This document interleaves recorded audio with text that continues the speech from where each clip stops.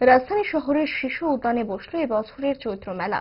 শহরের বুকে তীব্র যানজট মুক্ত রাখতে এবছর শহরের রাস্তায় মেলার আয়োজন করতে দেয়নি আগরতলা পৌর নিগম।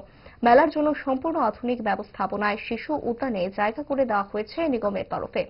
আলো থেকে জল, নিরাপত্তা থেকে শুরু করে জরুরি পরিষেবা সবকিছুই রয়েছে এই ব্যবস্থাপনায়। ক্ষুদ্র দোকানিরা পসরা সাজিয়ে বসছেন মেলা প্রাঙ্গণে। জানা গেছে, বিনা পয়সায় এই মেলার আসরে মোট শতাধিক দোকান ঘর তৈরি করে দেওয়া হয়েছে। কি জানালো আগরতলা পৌর নিগম? এই ব্যবস্থাপনায় ক্ষুদ্র ব্যবসায়ীদের কি প্রতিক্রিয়া ছিল, শোনাবো।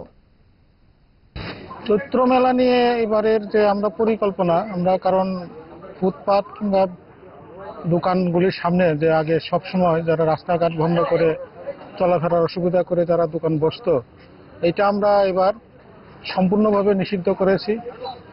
আর এই জন্য আমরা এবার প্রথমবারের মতো সরকারিভাবে এই চিলড্রেন্স পার্কে আমরা চৈত্র মেলা যেন শৃঙ্খলাভাবে করতে পারে, এই জন্য আমরা সরকারিভাবে এটাকে ব্যবস্থা নিয়েছি। সর্বমোট আমাদের এখানে 800 স্টল হবে, 800 জনকে আমরা ব্যবসা করার সুযোগ করে দিচ্ছি। আমাদের স্টল মোটামুটি রেডি, আপনারা দেখতে পাচ্ছেন। আমরা আগামী থেকে এবার খুবই ভালো দেখছি। আমরা এবার খুবই ভালো দেখছি, ঘর দিচ্ছে, কারেন্ট, ইলেকট্রিক সব কিছু দিচ্ছে। আমরা টাকা দিয়ে কিনতে লাগছে না, অন্য কিছু লাগছে না। তখন হচ্ছে ঈশ্বরের দোয়া যদি দেখি